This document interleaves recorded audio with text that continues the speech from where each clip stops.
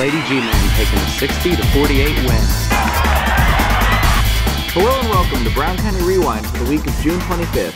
I'm Brian Peck, and here's the latest. The hearing for former Ripley Union Lewis Huntington principal Todd Musick was held this week in the Board of Education offices in Ripley. Musick, who was suspended from his job for gross insubordination, incompetency, and other just cause in late 2009, had requested a public, impartial hearing for a chance to defend himself against the charges. Several witnesses from the Ripley School District were interviewed by the district attorneys, citing numerous incidents where Musick had failed or was lax in his duties as high school principal. Musick was unable to attend the first 3 days of the hearing due to vacation restrictions at his new job and was unable to find legal counsel in time for the hearing this week. The hearing will continue on Saturday, July 10th.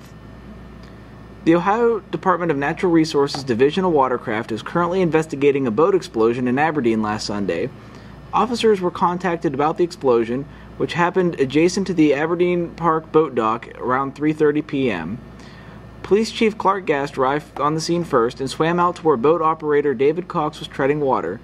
Cox was uninjured from the explosion, but was rattled and having trouble staying afloat. Gast pulled Cox to safety and located his grandson, who had also been in the boat. The grandson received minor burns from the explosion and was transported to Meadowview Hospital. He was released later that day. The lawsuit between Common Pleas Judge Scott Gusweiler and Clerk of Courts Tina Miranda was dismissed last Friday. The case, which Miranda submitted in March, cited incidents that she argued showed a pattern of inappropriate behavior on part of Gusweiler, centering around a conflict over a set of keys to the Clerk of Court's office. Nuri dismissed the case, stating that Gusweiler had been within his jurisdiction when he had issued a court order demanding the keys, and that Miranda had not adequately addressed how she had been injured in the conflict. For the full story, see the Thursday News Democrat on store shelves now. We now go to Michael Arthur with more news. Thank you, Brian. Despite high temperatures and humidity, several people came out to support the Fayetteville Firemen's Festival last weekend. A parade featuring several local businesses and organizations, as well as dozens of fire trucks and emergency response vehicles, snaked through Fayetteville on Sunday afternoon. A festival with games, rides, prizes, and a variety of entertainment was held behind the Fayetteville Fire Station following the parade. Awards were presented to numerous fire departments from throughout southern Ohio who participated in the festival. Those awarded included Georgetown, Winchester, and Sardinia fire departments, as well as other firefighting crews from surrounding townships. The Fayetteville High School Marching Band and the Fayetteville Church of Christ were awarded for their parade entries as well. Fayetteville Fire Chief Eric Wolfer said during the event that he was impressed with this year's turnout. For photos of the event, pick up a copy of the June 24th edition of the News Democrat. The Brown County Solid Waste Authority informally agreed to pursue a loan option that would ultimately benefit Brown County General Hospital, but a few of the authority's members have reservations about the hospital's ability to pay the money back. The recently approved Ohio House Bill 393 created an option for the Solid Waste Authority to loan up to 75% of its funds to the county-owned hospital, but the funds would have to pass through the Mount Orab Port Authority to avoid restrictions preventing loans between governmental agencies. Members of both the Solid Waste and Port Authorities have said that they will not pursue the loan option if the hospital cannot guarantee repayment of the loan. The funds would help the hospital continue operations while the county works on a deal to sell BCGH's assets to a private company. Proposals for the purchase or lease of the hospital are expected to be opened on July 2nd. Although an exact amount of the proposed loan has not been set, officials with the Solid Waste Authority have said they do not envision a loan exceeding $750,000. Under the legislation, the Solid Waste Authority would have 90 days from the passage of the bill to complete the loan, while the Port Authority, and ultimately the hospital, would be required to repay the money within 6 months. For more on the proposed loan, pick up a copy of the June 24th edition of the News Democrat, available at various locations throughout the county. A wish recently came true for Felicity Boy, who has struggled with a severe medical condition for his entire life. 13-year-old Bradley White was born with tuberous sclerosis, a life-threatening condition that causes tumors to form throughout his body.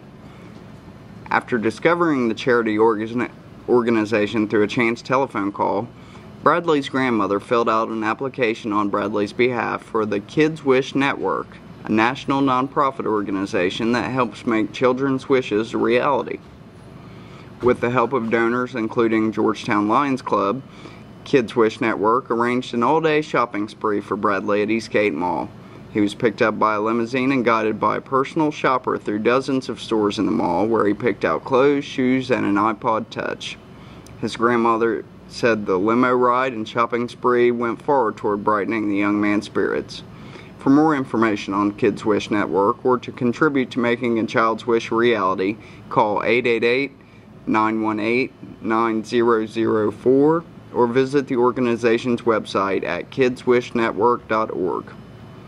Read more about Bradley's story in the June 27th edition of the News Democrat Sunday. In Ripley this week, a house cat was euthanized after attacking at least 2 individuals, including a Ripley police officer. Jean Ellen Murray's cat, Massonica, had always been a little mean, but had never sprung into an attack like the one that began last Friday, according to its owner. After causing bite and scratch wounds severe enough to send Murray to the hospital, Ripley police officer Rich Shoftail tried to contain the cat but was scratched on the leg. At one point, the officer used a taser on the animal, but the taser wire broke and Massonica continued to rampage, according to Murray. It was not until Saturday that another police officer lured the cat into a container. The cat was eventually euthanized and its head was sent to Columbus to test for rabies, but officials said the test came back negative. Murray had found the stray cat about a year ago. Read more on the cat's attack in the June 27th edition of the News Democrat Sunday, or visit our website at newsdemocrat.com for this and other stories. We now go to Wade with the sports report. Thanks, Michael. Megan Wright, graduate of Western Brown High School, has wrapped up her freshman year at the University of Kentucky. Wright competes on the UK cross-country team, as well as the Wildcats indoor and outdoor track teams. Despite her busy sports schedule, she's managed to carry a 3.3 grade point average. She was recently named a Southeastern Conference Scholar Athlete for her achievements. Racing action continued at Moeller Raceway Park in Williamsburg this past week. Sean Jones won the Chevette feature race, while Curtis Roberts cruised to victory in the late model feature race. The Summer Girls Basketball League at Ripley Union Lewis Huntington came to a close Tuesday night. The Eastern Lady Warriors and the Georgetown Lady G-Men both took wins over the Western Brown Lady Broncos in bouts held at the Ripley Middle School in Aberdeen. For those looking to improve their health, the Adams Brown County's Economic Opportunity Building in Georgetown, also known as ABCAP, is equipped with an exercise room that is free to the public. The room is equipped with quality weight machines, treadmills, stationary bikes, and more. For information on the exercise room, contact the ABCAP Housing Department at 937-378-6041 or pick up your copy of the June 27th edition of the Sunday News Democrat. Western Brown held its annual Youth Girls Basketball Camp this week with 33 girls in attendance. The camp consisted of female basketball players ranging from 4th to 8th grade. Heading the camp was first-year Western Brown varsity girls basketball coach John Kirshner. Kirshner was pleased with the turnout and felt the young campers improved on their basketball skills during their fun-filled week on the court. That does it for sports this week. Good luck to all our athletes, and for more on local sports, be sure to check out the Thursday News Democrat on store shelves now.